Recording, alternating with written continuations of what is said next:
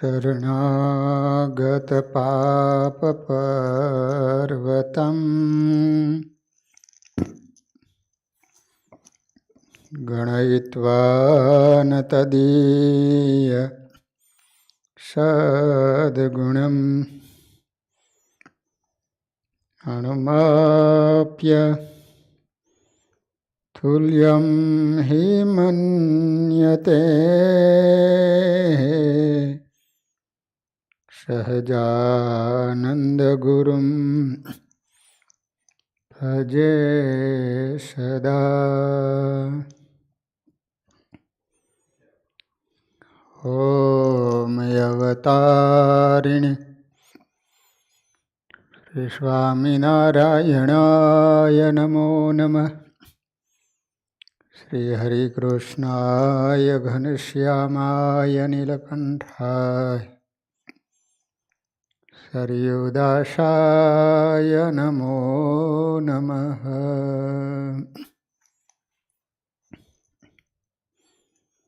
बोलो स्वामिनारायण भगवाननी जय। श्री हरिकृष्ण महाराजनी जय। श्री नरनारायण देवनी जय। श्री लक्ष्मी नारायण देवनी जय। श्री रेवती बड़देव जी महाराजनी जय।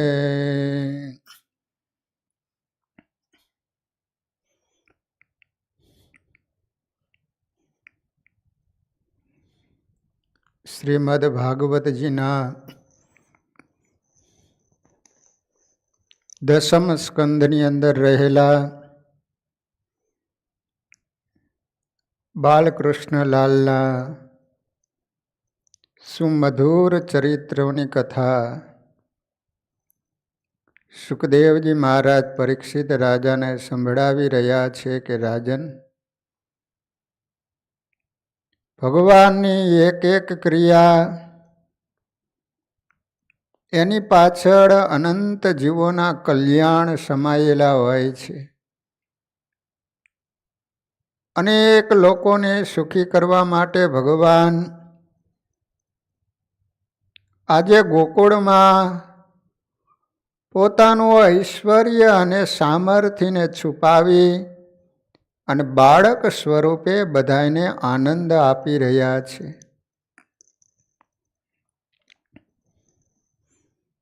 માતા યશોદા એની પ્રેમ રૂપી દોરીએ કરીને પરમાત્મા બંધાણા છે.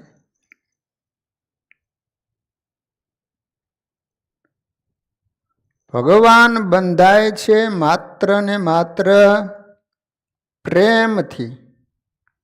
પ્રેમી જનને વશ પાતળીઓ શ્યામ સુંદર સુખકારી. જાતિ વર્ણ ને રૂપે ન રીજે પ્રભુજીને ભક્તિ પ્યારી. તમારી કઈ જાત છે નાયત છે એના સામે ભગવાન જોતા નથી. માત્ર ને માત્ર ભગવાન પ્રેમ જોવે છે. જેને પરમાત્મા પ્રત્યે પ્રેમ છે એના બંધનમાં ભગવાન આવે છે. બાકી દુનિયાની કોઈ તાકાત ભગવાનને બાંધી શકતી નથી. સુરદાસજી ચાલ્યા જતા હતા. રાત્રિના સમયે ભજનમાં ગયેલા, 12 વાગવાનો સમય હશે. હવે રસ્તામાં એક ઊંડો ખાડો આવે. સુરદાસજી તો અંધ હતા, એને તો ખબર નથી કે આગળ ખિયાલ ખાડો છે. એ તો ભગવાનનું સ્મરણ કરતા કરતા ચાલ્યા જાય છે. ભગવાનને ચિંતા થઈ કે જો સુરદાસજી થોડાક આગળ જશે તો ખાડામાં પડી જશે તો લાગી જાય છે. ભગવાને બાળકનું સ્વરૂપ ધારણ કરી અને સુરદાસજી ચાલ્યા જતા હતા એનો હાથ પકડ્યો. બાબા ઇધર સે ચલીએ. સૂરદાસજી વિચાર કરે કે રાત્રિના 12 વાગવાનો સમય છે અને અત્યારે નાનો બાળક ક્યાંથી? ભગવાને આમ હાથ પકડ્યો, સ્પર્શ ઉપરથી ખ્યાલ આવી ગયો કે આ કોઈ સામાન્ય માણસનો સ્પર્શ નથી. આ જેનું ભજન કરું છું, ઉપાસના કરું છું, એ સાક્ષાત ભગવાન છે. એટલે ભગવાન તો એમનો હાથ પકડી અને જે ખાડો હતો ત્યાંથી આગળ મૂકી અને ભગવાને વિચાર કર્યો કે હવે સૂરદાસજીનો હાથ મૂકી અને જતો રહું. પણ સૂરદાસજીને એમ થયું કે ભગવાને મારો હાથ પકડ્યો છે એટલે કદાચ છટકીને જતા રહીશ, તો એના કરતા ભગવાનનો હાથ હું પકડી લઉં. કે એને જવું હોય ને તો જઈ ન શકે. ભગવાન વિચાર કરે છે કે સૂરદાસજીના વિચારો બદલાણા છે, એ મને પકડવા માગે છે. ત્યાં ભગવાન છટકીને જતા રહ્યા. અને એ વખતે સૂરદાસજી કહે છે કે પ્રભુ, બાહ્ય છુડા કે જાત હે નિર્બળ મોજે જાની. પ્રભુ, હું નિર્બળ છું, આંખે દેખતો નથી, એટલે તમે મારો હાથ છુડાવી અને ચાલ્યા જાઓ છો. પણ હૃદય છુડા કે જાઓ તો મરદ બખાણું તોહી. પ્રભુ, એકવાર મારા હૃદયમાંથી તમે જતા રહો તો તમને મરદ વખાણું. અને આમ જ્યાં સૂરદાસજી બોલ્યા એ જ સમયે ભગવાને સૂરદાસજીને દિવ્ય દ્રષ્ટિ આપી અને સામે જોયું ને ત્યાં તો સાક્ષાત કિશન કનૈયો મોરલી વગાડતો ભગવાનના દર્શન થયા.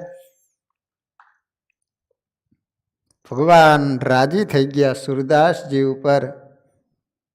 તમારી ભક્તિ અને પ્રેમને કારણે તો હું તમને બચાવવા માટે આવ્યો હતો. ભગવાન કહે છે કે તમે મારી પાસેથી કંઈક માગો. સૂરદાસજી કહે છે કે પ્રભુ, આ આંખથી તમારું દર્શન થયું, હવે મારે દુનિયા જોવાની ઈચ્છા નથી. પહેલા જે અંધ હતો ને એવો મને અંધ બનાવી દો. ભગવાન રાજી થઈ ગયા. કહેવાનો આશય, ભગવાન જ્યાં પ્રેમ દેખે છે ત્યાં નાચે છે, ત્યાં જમે છે, એના બંધનમાં આવે છે. અભિમાની માણસ ભગવાનને બાંધવા વિચાર કરે તો અભિમાનીથી ભગવાન બંધાતા નથી. મા યશોદાનો ભગવાન પ્રત્યે પ્રેમ હતો, જેને કારણે માતાની દોરડીથી ભગવાન બંધનમાં આવ્યા. ખાંડણિયા સાથે ભગવાનને બાંધ્યા. ભગવાન એ ખાંડણિયાને લઈ ચાલતા ચાલતા 2 વૃક્ષ હતા એના વચ્ચેથી પસાર થયા અને ખાંડણીઓ એની સાથે ભરાતા બંને મોટા વૃક્ષો નીચે પડ્યા. વૃક્ષો જ્યાં નીચે પડ્યા તો એ જ વખતે બંને વૃક્ષોમાંથી 2 દિવ્ય પુરુષો પ્રગટ થયા અને એ હતા કુબેરના પુત્રો. એકનું નામ હતું નળ કુબેર અને બીજાનું નામ હતું મણિગ્રીવ. આ બંને યક્ષો હતા. પણ નારદ મુનિના શ્રાપથી એમને વૃક્ષનો અવતાર આવ્યો હતો. પરીક્ષિતે પ્રશ્ન કર્યો કે નારદજીએ તેઓને શા માટે શ્રાપ આપેલો? તેની કથા વિસ્તારપૂર્વક કહો. સુખદેવજી વર્ણન કરે છે કે નારદજીએ ક્રોધ કરીને નહીં પણ કૃપા કરીને શ્રાપ આપ્યો હતો. કુબેર ભંડારીના 2 પુત્રોને બાપની બહુ સંપત્તિ મળી એટલે ભાન ભૂલ્યા. કુબેર ભંડારી પાસે તો કેટલી સંપત્તિ છે. એના બંને પુત્રો હતા. હવે બાપની સંપત્તિ દીકરાને મળે, સંપત્તિ મળી એટલે ભાન ભૂલી ગયા. પસીનો પાયરા વગર બાપનું ધન પુત્રને મળે ને તો એ મોટે ભાગે ઉડાવું જ થાય, બુદ્ધિને બગાડે. સંપત્તિ અને સન્મતિ સાથે રહી શકે નહીં. સંપત્તિના અતિરેકમાં સદવર્તન રહેતું નથી. અતિ સંપત્તિથી અનેક દોષો આવે છે. તમે જુઓ, જેની પાસે વધારે સંપત્તિ આવે ને એની પાછળ અનેક પ્રકારના દોષ આવે. એ દારૂ પીતા થઈ જાય, વ્યસની થઈ જાય, કુમાર્ગે ધન વાપરતા થઈ જાય. વધારે સંપત્તિ આવે ને, તમે જુઓ વધારે સંપત્તિવાનના દીકરાઓ. બાણ ભટ્ટે કાદંબરીમાં લક્ષ્મીથી કેટલાક દોષો આવે છે એનું વર્ણન કર્યું છે. નળ કુબેર અને મણિગ્રીવ પણ બાપની સંપત્તિના અતિરેકમાં ભાન ભૂલ્યા અને ખૂબ મદિરા પાન કરી, દારૂ પીધો. ગંગા કિનારે આવ્યા. ગંગાના પવિત્ર જળમાં નગ્ન થઈને યુવાન સ્ત્રીઓ સાથે જળ વિહાર કરવા લાગ્યા. તીર્થમાં વિલાસી જાય તો એ તીર્થની મર્યાદાનો ભંગ કરે છે. મહાપ્રભુજીએ દુઃખથી કહ્યું છે કે તીર્થમાં વિલાસી લોકો રહેવા આવ્યા એટલે તીર્થમાંથી દેવો પલાયન થઈ ગયા. દેવર્ષિ નારદ ત્યાંથી તે વખતે પસાર થતા હતા. તેમને આ દ્રશ્ય જોયું, એમને આ ઠીક લાગ્યું નહીં. નારદજીને જોયા છતાં નળકુબેર અને મણિગ્રીવે કપડાં પહેર્યા નહીં, જળ વિહાર ચાલુ રાખ્યો. નારદજીને અતિ દુઃખ થયું. વિચારે છે કે કેવું સુંદર શરીર મળ્યું છતાં એનો કેવો દુરુપયોગ કરી રહ્યા છે. માનવ શરીર ભોગ માટે નહીં પણ ભગવાન માટે, ભગવાનની સેવા કરવા માટે મળ્યું છે. શરીર ભગવાનનું છે. આ શરીરની અંતે શું ગતિ થાય છે? પશુ પક્ષી ખાઈ જાય અથવા રાખનો ઢગલો થાય, પણ આનો કોઈ વિચાર કરતું નથી. લક્ષ્મીના મદમાં આ નાશવંત શરીરને લોકો અજર અમર માને અને બીજા પ્રાણીઓનો દ્રોહ કરે છે. 100 રૂપિયાની નોટ ફાટી ગયેલી હોય, એના ઉપર ડાઘા પડ્યા હોય, પણ જો નોટનો નંબર દેખાતો હોય તો એને કોઈ ફેંકી દેતું નથી. તેમાં શરીર ફાટેલું છે, ગંદુ છે, પણ એના ઉપર નંબર સારો છે. આ શરીરથી જ ભગવાનનું ભજન થાય છે. નામ જપનો આનંદ માત્ર મનુષ્યને મળે છે. પશુ પક્ષીઓ નામ જપ કરી શકતા નથી. તેમને તો પોતાના સ્વરૂપની ખબર નથી, તો એ ભગવાનને કેવી રીતે જાણી શકે? આ અનિત્ય એવા શરીરથી નિત્ય એવા પરમેશ્વરને પ્રાપ્ત કરી શકાય છે.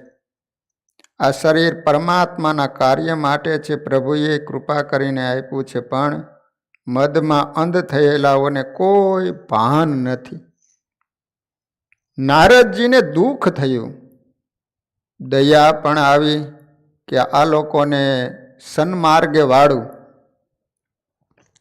અને આશીર્વાદ જેવો શ્રાપ આપ્યો કે તમે ઝાડ થશો. આ બંને યક્ષો મદથી આંધળા, લંપટ અને અજિતેન્દ્રિય બન્યા છે. માટે તેઓ સ્થાવરપણું પામવાને યોગ્ય, માટે તેવા ભોગીઓને ઝાડ તરીકે જન્મ મળે એવો નારદજીએ શ્રાપ આપ્યો. શ્રાપ સાંભળી નળકુબેર અને મણિગ્રીવને પસ્તાવો થયો. નારદજીને શરણે આવ્યા. નારદજીએ કૃપા કરી અને ગોકુળમાં નંદ બાબાના ઘરના આંગણામાં ઝાડનો અવતાર થશે અને શ્રી કૃષ્ણના ચરણનો સ્પર્શ થતાં મુક્તિ થશે તેવા આશીર્વાદ પણ આપ્યા. ઉદ્ધવ જેવા મહાપુરુષ પણ વૃંદાવનમાં ઝાડ લતાનો અવતાર માગે છે. એટલે નારદજીનો આ શ્રાપ નથી, એને આશીર્વાદ ગણાય. કે નળ કુબેર અને મણિગ્રીવ નંદ બાબાના આંગણામાં ઝાડ થયેલા. શ્રી કૃષ્ણ ખાંડણિયાને ખેંચતા ખેંચતા આવ્યા ત્યારે એમના ચરણો સ્પર્શ થતા ઝાડમાંથી બે પુરુષો બહાર આવ્યા. શ્રી કૃષ્ણે નળકુબેર અને મણિગ્રીવનો ઉદ્ધાર કર્યો. ઝાડ પડવાનો અવાજ સાંભળી ગોપીઓ દોડતી આવી. એમને આશ્ચર્ય થયું કે વર્ષો જૂના આ ઝાડ મૂળમાંથી કેવી રીતે ઉખડી ગયા. સારું થયું કે કનૈયાને કશું થયું નહીં. નારાયણની કૃપા થઈ. ધડાકો સાંભળી નંદ બાબા દોડતા આવ્યા અને જોયું તો કનૈયાને ખાંડણીએ બાંધેલો જોયો. નંદ બાબાની આંખો ભીની થઈ. અનેક બાધાઓ રાખ્યા પછી દીકરો થયો અને એની માને કદર નથી. એને કનૈયાને છોડ્યો છે અને કનૈયાને કહે છે કે બેટા, તારી માએ તને બાંધ્યો હતો અને મેં તને છોડ્યો છે, બોલ હવે તું કોનો દીકરો? કનૈયો કહે છે કે આજ સુધી માનો હતો પણ આજથી હું તમારો દીકરો. પહેલા રોજ જ્યારે નંદ બાબા કનૈયાને પૂછે કે લાલા તું કોનો દીકરો, તો કનૈયો કહે કે હું માનો દીકરો. પણ આજે જ્યારે લાલાએ કહ્યું કે હું તમારો દીકરો એટલે નંદ બાબાને આનંદ થયો. નંદ બાબાની ઈચ્છા હતી કે લાલો એકવાર કહે કે હું તમારો દીકરો. એ ઈચ્છા પૂર્ણ થઈ. નંદજીએ યશોદાને ઠપકો આપ્યો, તને વિવેક નથી, લાલાને કેમ બાંધ્યો? યશોદાજી રડવા લાગ્યા. જે આવે છે તે મને જ ઠપકો આપે. મારી ક્યાં ઈચ્છા હતી કે લાલાને બાંધું, પણ એને ચોરી કરવાની આદત પડી છે, એ છોડાવી છે એટલે પ્રેમથી એને બાંધ્યો હતો. હું એની માં છું. માં બાળકને ના સુધારે તો કોણ સુધારે? યશોદા લાલાને બોલાવે છે, બેટા અહીં આવ. કનૈયો જવાબ આપે છે કે હું નહીં આવું, હું તો નંદ બાબાનો દીકરો છું. યશોદા લાલાને બોલાવે છે પણ લાલો એમની જોડે જતો નથી. યશોદા વિચાર કરે છે કે ગોપીઓ રડતી હતી, બાળકો રડતા હતા અને લાલાને બંધાવવાની ના પાડતા હતા, પણ નિષ્ઠુર થઈને મેં લાલાને બાંધ્યો તે યોગ્ય થયું નથી. મારો લાલો મારાથી રીસાયો છે. મારો લાલો મારા ગોદમાં ક્યારે આવશે? યશોદા માં રડે છે. લાલાએ જોયું, ભક્ત રડે એ ભગવાનથી સહન થતું નથી. કોઈ પણ જીવ ભગવાન માટે જ્યારે રડે ને ત્યારે ભગવાનને દયા આવે છે. શ્રી કૃષ્ણ પ્રેમ કરે છે તેવો પ્રેમ દુનિયામાં બીજો કોઈ કરી શકે નહીં. શ્રી કૃષ્ણ માટે એકાંતમાં જે રડે છે એને શ્રી કૃષ્ણ આવીને મળે છે. હસનારને કનૈયો મળતો નથી, પણ પ્રભુનો આ સ્વભાવ છે કે જે જીવ એમને માટે રડે એમને માટે દોડતા આવે છે. યશોદાજી રડે છે. લાલાએ આ જોયું, તેમનાથી આ સહન ના થયું, દોડતા ગયા છે. લાલો માની ગોદમાં બેઠા છે. પિતાંબરથી માના આંસુ લૂસે છે. માએ પણ પ્યાર કર્યો છે. યશોદામાં વિચારે છે કે મારો લાલો કેવો ડાયો છે. મારી આંખમાં આંસુ આવે તેનાથી સહન થતું નથી. એ તો મને બહુ પ્યાર કરે છે, પણ મારી બુદ્ધિ બગડી એટલે મેં એને બાંધ્યો. યશોદાજી લાલાને સમજાવે છે કે બેટા, તને બાંધ્યો એ મેં ભૂલ કરીશ. લાલા, મેં તને બાંધ્યો તે મનમાં રાખીશ નહીં. તું એ ભૂલી જા કે મેં તને બાંધ્યો હતો. કનૈયો કહે, માં હું બીજું બધું ભૂલીશ, પણ તે મને બાંધ્યો હતો ને કે હું કદી નહીં ભૂલું. માં, તારા આશીર્વાદથી થોડા સમય પછી હું દ્વારકાનો રાજા થઈશ, 1000 રાણીઓનો પતિ થઈશ. પણ માં, પણ હું બરાબર યાદ રાખીશ કે યશોદા માએ મને બાંધ્યો છે. માં, હું તને છોડીને જઈશ, પણ તારો પ્રેમ ભૂલવાનો નથી.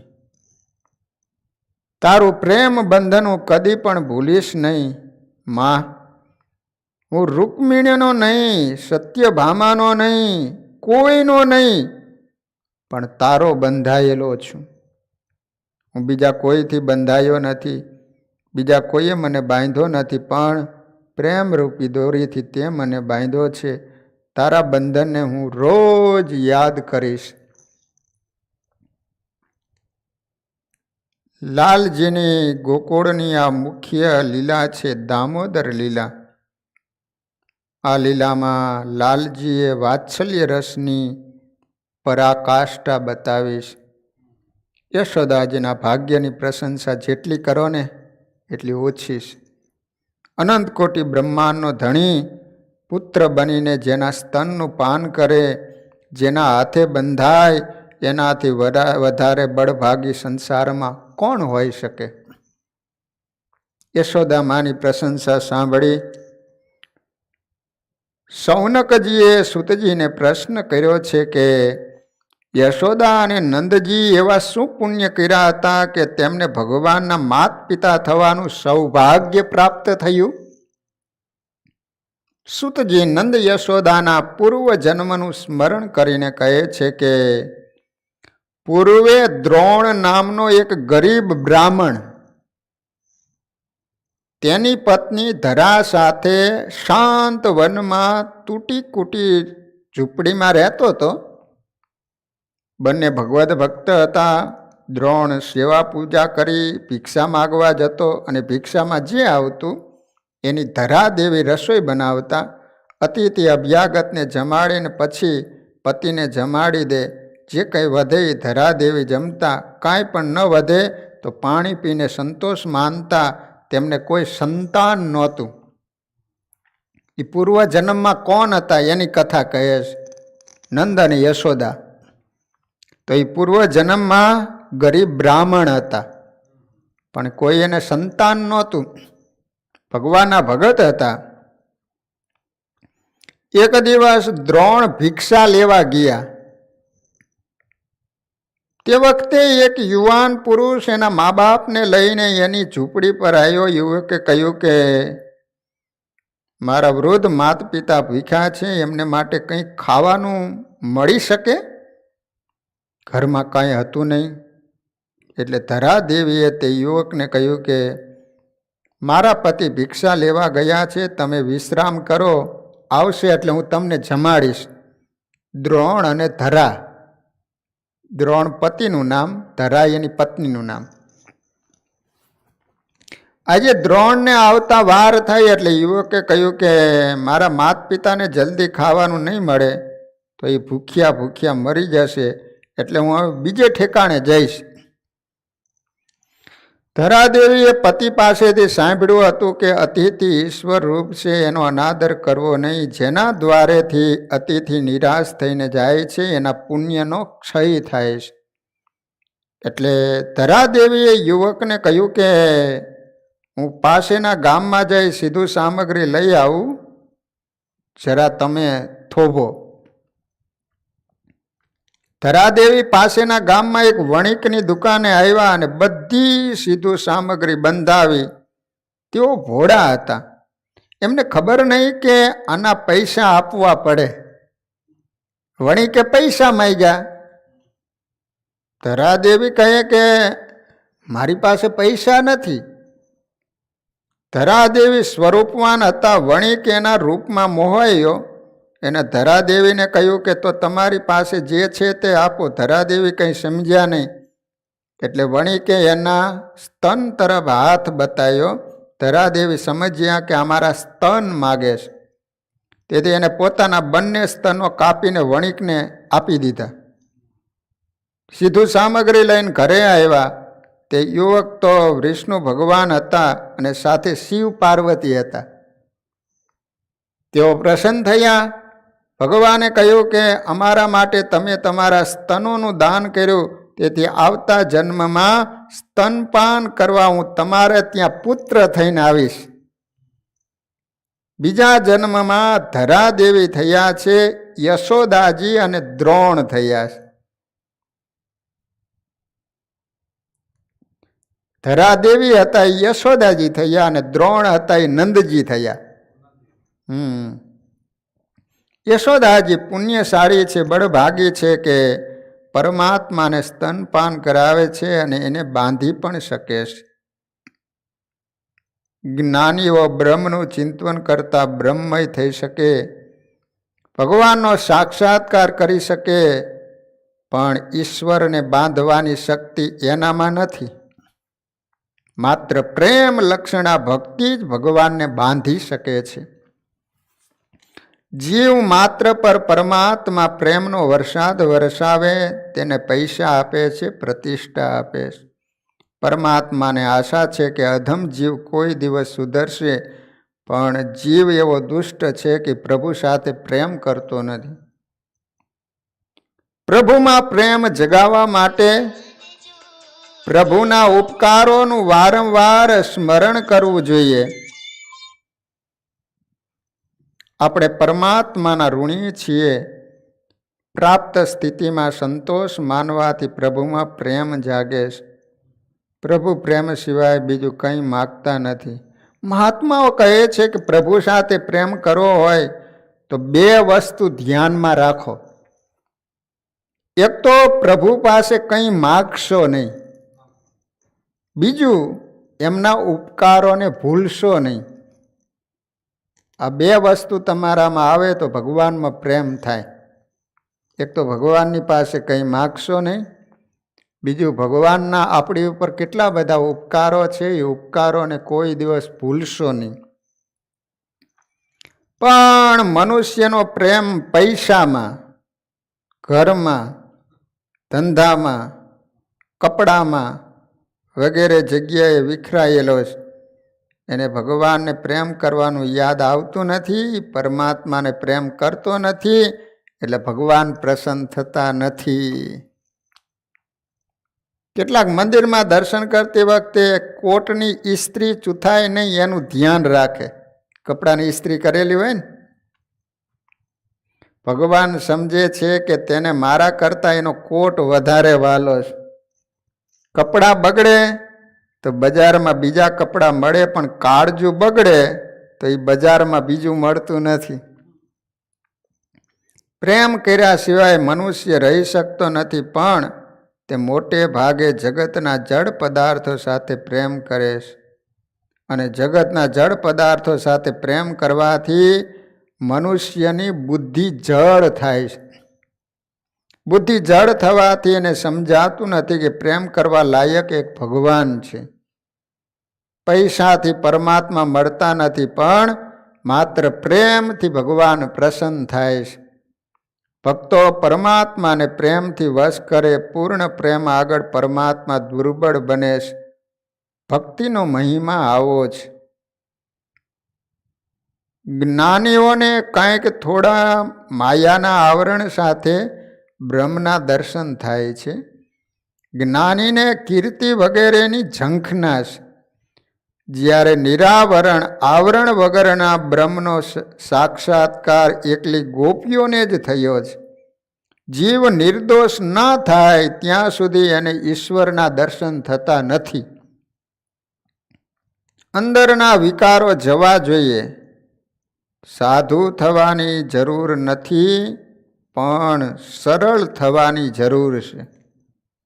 સુખદેવજી વર્ણન કરે છે કે અનેક વાર ગોપીઓ યશોદાને ઘેર આવીને કહે છે કે માં, મારે ઘેર લાલાને મોકલો ને. ગોપીઓ લાલાને પૂછે છે કે લાલા મારે ઘેર આવીશ? કનૈયો પૂછે છે કે હું તારે ઘેર આવું તો તું મને શું આપીશ? ગોપી કહે છે કે માખણ. કનૈયો પૂછે છે કે કેટલું માખણ આપીશ? ગોપી સામે પૂછે છે કે લાલા તને કેટલું માખણ જોઈએ? લાલો બે હાથ પોળા કરીને કહે આટલું બધું. ગોપી પૂછે છે કે લાલા આટલું માખણ શું તું ખાઈ શકીશ? કનૈયો કહે છે કે હું જે માગું છું તે મારા મિત્રો માટે, મારે કંઈ ખાવું નથી, મારે તો ખવડાવું છે. ભગવાન ખવડાવીને રાજી થાય છે. ખાવા કરતાં બીજાને ખવડાવવાનો 1000 ગણો આનંદ મળે છે. મન જેનું માખણ જેવું કોમળ થયેલું હોય અને જેના જીવનમાં સાકર જેવી મીઠાશ મધુરતા આવે તેના ઘેર કનૈયો આવે. કનૈયો ગોપી પાસે માખણ માગે છે, માખણ જેવું મન માગે છે. ગોપી વિચારે છે કે માખણ આપીશ તો કનૈયો માખણ લઈને ચાલ્યો જશે. મારે લાલા સાથે વાતો કરવી છે. એટલે ગોપી લાલાને કે લાલા તને માખણ જોઈએ છે ને, તો તારે મારું કામ કરવું પડશે. કનૈયો પૂછે છે કે હું શું કામ કરું? ગોપી કે જા પેલો પાટલો લઈ આવ, માખણ મળશે એટલે બાળકોને ખવડાવીશ એવી આશા હતી. એટલે લાલો પાટલો ઊંચકીને લઈ આવે, પણ પાટલો જરા વજનદાર હતો એટલે હાથમાંથી પડી ગયો અને સાથે સાથે લાલાનું પિતાંબર પણ કેળેથી છૂટી પડી ગયું.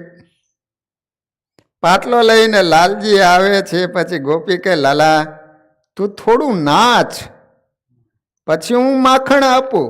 ત્યારે કનૈયો માખણના લોભે ગોપીની પાસે નાચે. જગતને નચાવનાર નટખટ કનૈયો પ્રેમને વશ થઈને આજે ગોપી સામે થઈ થઈ થઈ થઈ નાચે. ગોપી પ્રેમ કૃષ્ણને નચાવે છે અને કૃષ્ણ પ્રેમ ગોપીને નચાવે છે. જગતનું આકર્ષણ શ્રી કૃષ્ણ કરે છે ત્યારે શ્રી કૃષ્ણનું આકર્ષણ ગોપી પ્રેમ કરે છે. વેદાંતનો એક સિદ્ધાંત છે, બ્રહ્મ જ્ઞાન બ્રહ્મ દર્શન થયા પછી પણ થોડી અવિદ્યા કહેતા અજ્ઞાનનો અંશ બાકી રહે છે. કારણ કે પ્રારબ્ધ ભોગવવાનું બાકી છે. બ્રહ્મ જ્ઞાનથી ક્રિયમાણ અને સંચિત કર્મનો નાશ થાય છે, પણ પ્રારબ્ધ કર્મનો નાશ થતો નથી. પ્રારબ્ધ ભોગવ્યા પછી એનો નાશ થાય છે. જ્ઞાનીને બ્રહ્મ સાક્ષાત્કાર થાય પછી પણ અજ્ઞાનનો થોડોક અંશ રહી જાય છે. એટલે કે કંઈક થોડીક માયાના આવરણ સાથે સાક્ષાત્કાર થાય છે. જ્યારે અહીં તો ગોપીઓ બળભાગી છે કે ભગવાનનો સાક્ષાત્કાર કરે છે, દર્શન કરે છે. ઉઠ ગયા પડદા દુઈ કા દરમિયા છે દેખ લે, અબ તેરી તસવીર મેં હું તું મેરી તસવીર હૈ. ગોપીઓ પાસે માયાનો પડદો નથી, પડદો ઉઠી ગયો છે, કહેતા આવરણ માયા નીકળી ગયા. પ્રેમના બંધનથી જગતને નચાવનાર જગતનો નાથ આજ ગોપીઓ સામે નાચે છે. રસખાન કહે છે કે નારદ છે સુખ વ્યાસ રટે પની પછી હારે તું પુની પાર ન પાવે, તાહી આહિર કી છોરિયા છસિયા ભરી છાસ પે નાચ નચાવે. રસખાન કહે છે કે આજ જે નારદ મુનિ સુખ સનકાદિક મોટા મોટા ઋષિઓ જેના મહિમાના પારને પામી શકતા નથી, તે પરબ્રહ્મ પરમાત્મા આજ ગોપીઓની પાછે માખણને માટે નાચે છે. ગોપીઓના પ્રેમના બંધનમાં બંધાયેલા શ્રી કૃષ્ણ ગોપીઓના ઘરમાં કામ કરે, ગોપીઓના માથે બેડું ચડાવે, પાટલો લઈ આવે, ગોપીઓને આનંદ આપવા માટે નાચે છે. વ્રજની આ લીલામાં માત્ર પ્રેમનો ભાવ છે, એમાં જ્ઞાન અને વૈરાગ્ય નથી.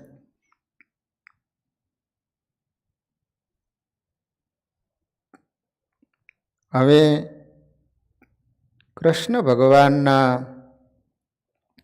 રાધાજીની સાથે જે લગ્ન થયા એ લગ્નની કથા આવે.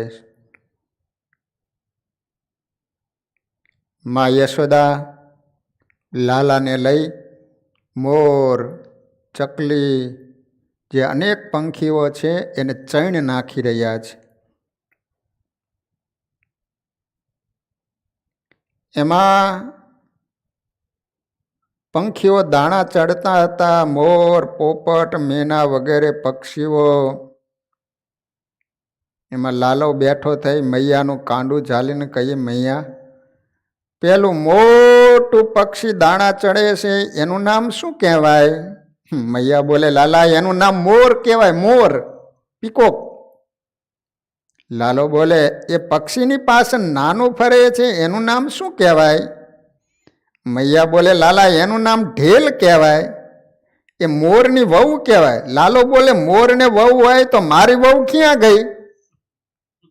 મૈયા સમજાવે, એટલે જ હું તને કહું છું કે તું ડાયો થઈ જાય તો તારે માટે સરસ મજાની કન્યા લાવી આપે. લાલા ગોકુળમાં કોઈને ન હોય ને એવી ગોતી લાવીશ. લાલો ગોદમાંથી બહાર આવીને કહે, મૈયા લે હવે હું સુધરી ગયો, હવે લાવી આપ. મૈયા બોલે, એમ વેચાતી થોડીક મળે છે? લાલો બોલે, નહીં, મારી વહુ લાવી આપો તો હા, નહીં તો ના. બ્રહ્માનંદ સ્વામી લખે છે કે વ્રજમાં એક સામે વ્રજરાજ કે આડલો લીધલો રેલો, રોષે રાતા થયા છે નેણ કે ક્રોધયતી કીધલો રેલો. લાલા એક જ હાથ પકડી મારી વહુ લાવી આપો તો હા, નહીં તો ના. સાંજનો સમય થયો. મૈયાએ થાળી પીરસી કહે, લાલા જમી લે. લાલા એ થાળીનો ઘા કર્યો, માં મારે જમવું નથી, પહેલા મારી વહુ લાવી દે, પછી ખાવાનું શું. યશોદા સમજાવીને થાકી ગયા, પણ નારાયણ એકના બે નથી. સંધ્યાકાળ થયો. નંદ બાબા ગાયો લઈને ઘેર આવ્યા. ગૌશાળામાં ગાયો બાંધી ઘરમાં પ્રવેશ કરે તો મૈયા લાલાની રીસ નંદ બાબા ઉપર ઉતારે. યશોદાજી કહે, તમને ઘણા દિવસથી કહું છું કે આના ઉપર કંઈક કાબુ રાખો, આને તમે જ બગાડો છો. આજે વહુ માગે છે અને વેન કર્યું છે, ખાતો પણ નથી. નંદ બાબા બોલે, એમાં આટલી બધી તપી શું જાય છે? બાળક તો વેન કરે, હું હમણાં જ સમજાવી દઉં. લાલો મનમાં વિચાર કરે કે હું આખી દુનિયાને સમજાવું છું અને બાબા મને શું સમજાવશે. નંદ બાબાએ લાલાને પ્યારથી ગોદમાં લીધો.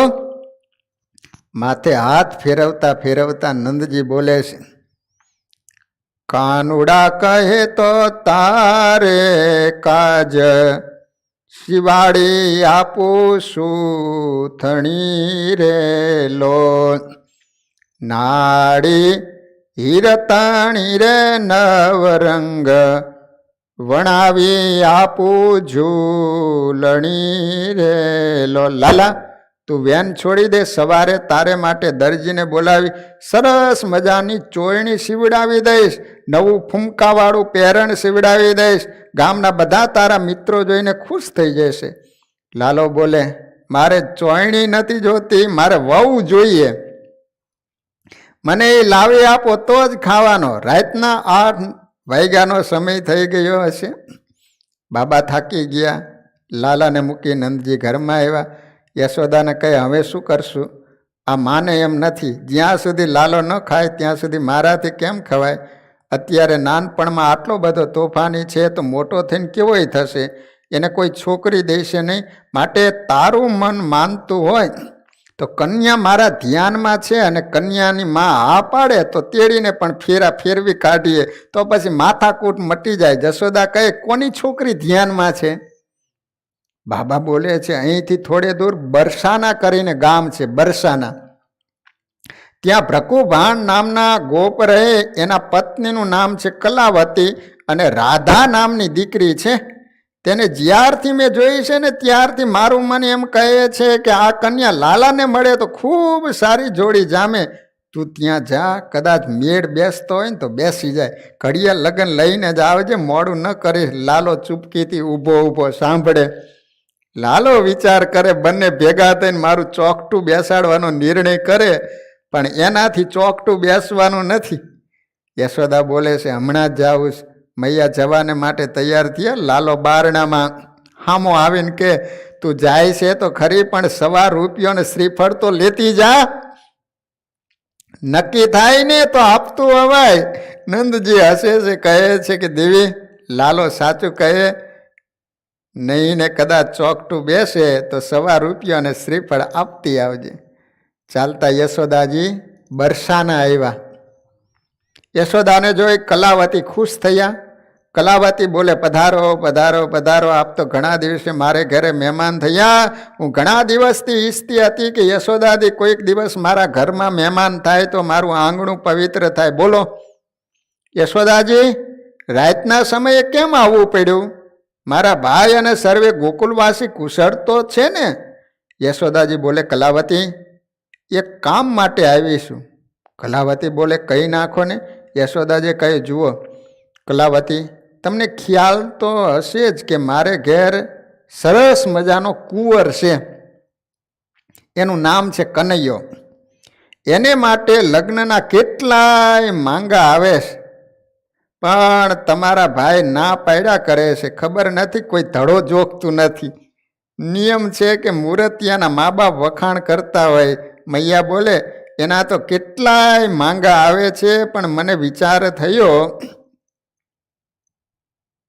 કે તમારે ઘેર રાધા નામની દીકરી છે, એની સગાઈ કનૈયા સાથે કરી હોય તો બંનેનો સુમેળ સારો થાય. આ માટે આવી. વાત સાંભળી કલાવતીની આંખો ભરી ગઈ. કલાવતી કહે, મને તો એમ હતું કે તમે મળવા આવ્યા છો, પણ તમે તો કોથળામાંથી બિલાડું કાઢ્યું. તમને વિનંતી કરીને કહું છું કે નંદની નારી એવી રે વાત, સંકેલી મૂકો ઘટ મારેલો.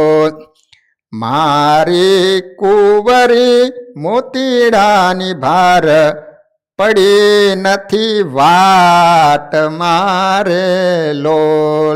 યશોદા, તારે કોઈ દિવસ આવું માંગું ન નાખવું જોઈએ. તું જાણે છે કે મારી દીકરી રાધા ક્યાં અને તારો કનૈયો ક્યાં? એ મારી રાધા તો ગોરી છે, જ્યારે તારો કનૈયો રાતમાં ખોયડો જડે એમ નથી. અને કન્યા કોણ આપે? હશે જે નવરી લજાઈન, કે ચોખા એને ચોડશે રે લોલ.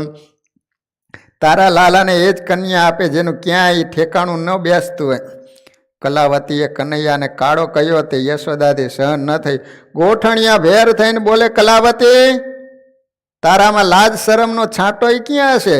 તારી છોકરી કદાચ ગોરી હોય તો એમાં મેથી શું વઘારે? મૈયા બોલે, ભલે મારો લાલ કાળો રહ્યો, પણ રાજાનો દીકરો છે, રાજાનો. તારી દીકરી ઉજળી હોય તો એથી શું વધારે? છાશ પણ ઉજળી હોય. દીકરીને છાશની ઉપમા મળતા કલાવતી બેઠા થઈ ગયા અને બોલે છે, કાળો તોય કાનો રાજકુમાર, ગોરી તોય ગુજરી રેલો. હોય જો લાડક વાયો લાલ, તો બાંધ ગળે ઘૂઘરો રે લોલ. તારો છોકરો બહુ લાડકો હોય ને તો મોટો ટોકરો લઈને ગળે બાંધ. વેવાણો સંબંધ કરવો પડતો મૂકીને બથોબથ આવી ગઈ. યશોદાજીનો ₹1 શ્રીફળ ત્યાં પીડા રહ્યા. યશોદાને માન માન ગોકુળનો રસ્તો હાથ આવ્યો. લાલાએ જાણ્યું કે માં આવે. લાલો દ્વાર પાસે આવ્યો. યશોદાજી દરવાજામાં પગ મૂકે ત્યાં લાલો બોલે, માં, શ્રીફળ હાથમાં દેખાતું નથી, સુકન પકવીને આવી લાગે. લાલો વિચાર કરે, હવે વધારે પજવીશ ને તો માયરા વગર નહીં મૂકે. મૈયાની આંખો ફરી ગઈ. ઘરમાં જઈ નંદજીને ધમકાવા લાગ્યા. આ છોકરાના લખણ દુનિયા આખી જાણી ગઈ. કલાવતીએ તો મારા લુગડા ખેંચી લીધા. મારે તો ઘેર આવું ભાઈરે થઈ પડ્યું. તમારા લાલાને કોઈ છોકરી દે એમ નથી. મારું તો અપમાન થયું, મારું નાક કપાઈ ગયું. લાલો વચ્ચે આવીને કે, માં, એને તારું નાક કાપ્યું હોય ને તો એ કન્યાને હું લઈ આવું અને કલાવતીનું નાક કાપી લઉં. મૈયા ખીજાને કે જા, નવરી પડી હોય તો લઈ આવ. લાલો બોલે હમણાં જ લઈ આવું. બાલકૃષ્ણ ઉપડ્યા, બટુક બ્રહ્મચારીનો વેશ લીધો, સંન્યાસી જેવી આકૃતિ બનાવી, એક તુંબડીમાં ભસ્મ ભરી કલાવતીના ઘર સામે સમાધિ લગાવી. ગામના લોકો દર્શનાર્થે આવવા લાગ્યા. સંન્યાસીના વેશમાં બિરાજેલા બાલકૃષ્ણ તુંબડીમાંથી ભસ્મ દઈ લોકોને આપે. ભસ્મથી કાળા લોકો ગોરા થઈ જાય. ગામ આખામાં વાત ફેલાઈ ગઈ. કલાવતીને કાને આ વાત પહોંચી. કલાવતી પ્રકૃપાનને કહે છે કે ગામમાં કોઈ બાલાયોગી આવ્યા છે, તુંબડીમાં ભસ્મ બહુ ચમત્કારી રાખે છે, કાળા હોય ગોરા થઈ જાય. તો તમારું મન માનતું હોય ને તો આપણી રાધાને થોડીક ભસ્મ લગાવીએ ને તો વિશેષ રૂપવંતી બનશે. પ્રકૃભાણ બોલે તારી ઈચ્છા હોય તો લઈને જા. રાધાજી લઈને કલાવતી બાલયોગીના સમીપે આવ્યા. બોલે યોગીરાજ, થોડી ભસ્મ મને આપો, મારી આ દીકરીને મોઢે ચોપડવીશ. બાલાજોગી બોલે આ ભસ્મ એવી ચમત્કારી છે, કાળા માણસો લગાવે તો ઉજળા થાય, પણ ગોરા માણસ પોતાના હાથે ચોપડવા જાય તો હપૂચા કાળા થઈ જાય. તેથી ગોરા માણસને મારે હાથે ભસ્મ લગાવવી પડે, અને હું મારે હાથે ભસ્મ લગાવું એટલે રૂપ 16 કળાએ ખીલી ઉઠે. કલાવતી સંમત થયા. કહે મારી દીકરીને આપને હાથે ભસ્મ લગાવો, એમાં મને હરકત નથી. બાલકૃષ્ણે રાધાને ગાલે ભસ્મ લગાવી. બાલપ્રભુના હાથનો સ્પર્શ થતાં જ રાધાજીને સમાધિ લાગી ગઈ. શરીર લાકડા જેવું થઈ ગયું. કલાવતી માથું કૂટવા લાગ્યા. ઓ બાપરે, દોડજો, મારી દીકરીનું ચોઘડિયું ફરી ગયું. એને ખબર નથી કે બાલકૃષ્ણનો હાથ ફરી ગયો એનું આ પરિણામ છે. આખું ગામ ભેગું થઈ ગયું. પ્રકૃભાણ પાસે આવ્યા. પોતાની દીકરીની કરુણ દશા જોઈ પોકે પોકે રડવા લાગ્યા.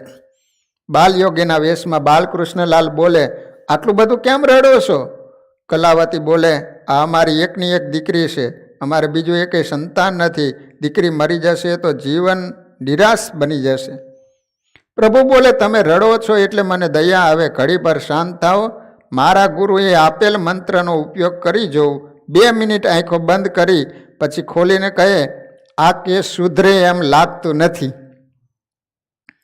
બંને મા બાપ પોક મૂકીને રડવા લાગ્યા. લાલો બોલે હા, એક ઉપાય છે. આના શરીરમાં હજુ 5 મિનિટ જીવ રહેશે. તે દરમિયાન કોઈ યોગી મહારાજને કન્યા દાન કરી દેવો તો યોગીના આયુષ્યની દોરી આની સાથે બાંધી આપું તો દીકરી જીવતી રહે, બાકી આનું અચ્યુતમ કેશવમ થઈ જશે. હવે 5 મિનિટમાં બીજો યોગી મહારાજ ગોતવા ક્યાં જાઓ? તમને જ કૃષ્ણાર્પણ. રાધાના મા બાપે કન્યાદાનનો સંકલ્પ કર્યો. બંનેએ વિચારેલ કે દીકરી જીવતી હશે તો ક્યારેક મોઢું ભાડીશું. કન્યાદાનનો સંકલ્પ કર્યો ને તરત જ બ્રહ્માજી ત્યાં પધાર્યા. પૂર્વે બ્રહ્માજીએ તપ કર્યું હતું. તપના અંતે ભગવાન પ્રસન્ન થયેલા. વર માગવા કહેલ તો બ્રહ્માએ માગેલ આપના ચતુઃ ચરણાર વિનના દર્શન થાય. પ્રભુએ વર આપતા કહેલ કૃષ્ણ અવતારમાં મારો અને રાધાનો સંબંધ થશે ત્યારે ચતુઃ ચરણાર વિનના દર્શન થશે. બ્રહ્માજી આવી પ્રભુના અને રાધાજીના લગ્ન કરાવ્યા. લગ્ન વિધિ પૂરો થતા બ્રહ્માજી કહે અત્યાર સુધી રાધા અને કૃષ્ણ નામ અલગ અલગ હતા, એને આજે સંયુક્ત કરી આપું છું. પરંતુ શ્રીકૃષ્ણ સાથે રાધાને બાહ્ય દ્રષ્ટિએ યોગ રહેશે નહીં, અંતરદ્રષ્ટિએ કાયમ યોગ રહેશે, કારણ કે એમને શ્રીદામાનો શ્રાપ છે. માટે તમને શ્રીકૃષ્ણનું મિલન આ શરીરથી થશે નહીં. માતાજી તમે એક કામ કરો, વ્રજની બાજુમાં કુંજ ગલી છે, કુંજ ગલી, આપ ત્યાં બિરાજો. આપની સમાધિમાં બાલકૃષ્ણ લાલનો સંયોગ હંમેશને માટે રહ્યા કરશે. બ્રહ્માની આજ્ઞા માની રાધાજી કુંજ ગલીમાં આજીવન રહ્યા છે. પરમાત્માની સાથે બ્રહ્માજી ગોકુળમાં આવ્યા છે. નંદ યશોદાને સમજાવે છે આ સ્વયં જગતનો માલિક પ્રભુ છે. બંનેને અતિશય આનંદ થયો. નારાયણે વિચાર કર્યો મારું જ્ઞાન મારા માતા પિતાને રહેશે તો મારી માનુષ લીલામાં એમને મજા નહીં આવે. દિવ્ય ભાવનું જ્ઞાન છે એ લીલાનો આનંદ માણવામાં બાધક છે. પરમાત્માની ઈચ્છાથી નંદ યશોદા દિવ્ય ભાવનું જ્ઞાન હટી ગયું. હે પરીક્ષિત, હવે હું ગોકુળ લીલામાં છેલ્લી ફળ લીલા આવે છે એનું ટૂંકમાં વર્ણન કરી ગોકુળ લીલાની સમાપ્તિ કરે છે. તો વાલા ભક્તજનો, આ રીતે ગોકુળમાં ભગવાને અનેક દિવ્ય લીલા ચરિત્રો કરેલા છે. હવે ભગવાન ગોકુળને છોડી અને વૃંદાવન જશે. પછી વૃંદાવનની અંદર જે ચરિત્રો કરેલા છે એ બધી કથાઓ આપણે શ્રવણ કરીશું. તો અત્યારે કથાનો સમય પૂરો. હરિસ્મરણ સાથે કથાને વિરામ. ભક્તજનો, કાલે પવિત્ર એકાદશીનો દિવસ છે. તો બધા જ ભક્તજનો એકાદશીનું વ્રત કરજો એવી દરેક હરિભક્તોને વિનંતી સાથે કથાને વિરામ. શ્રીપતિમ શ્રીધરમ સર્વદેવેશ્વરમ ભક્તિધરમ આત્મજમ વાસુદેવમરિ માધવમ કેશવમ કામદમ કારણમ સ્વામિનારાયણમ નીલકંઠમ ભજે સહજાન મહારાજ. સ્વામિનારાયણ સ્વામિનારાયણ સ્વામિનારાયણ સ્વામિનારાયણ સ્વામિનારાયણ.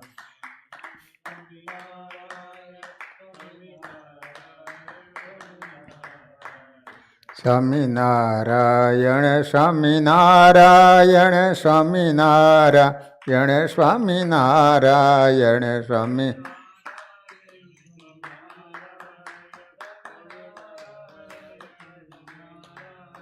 સ્વામિનારાયણ સ્વામિનારાયણ સ્વામિનારાયણ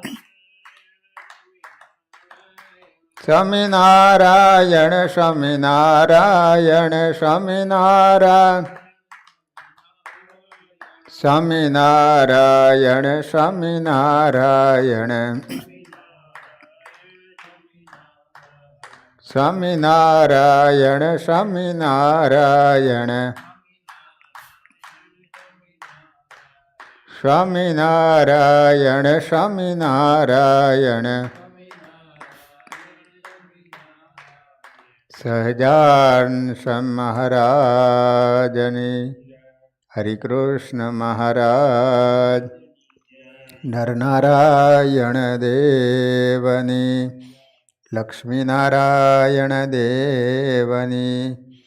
રેવતી બળદેવજી મહારાજની. બધા જ હરિભક્તોને ઘણા ભાવથી જય સ્વામિનારાયણ.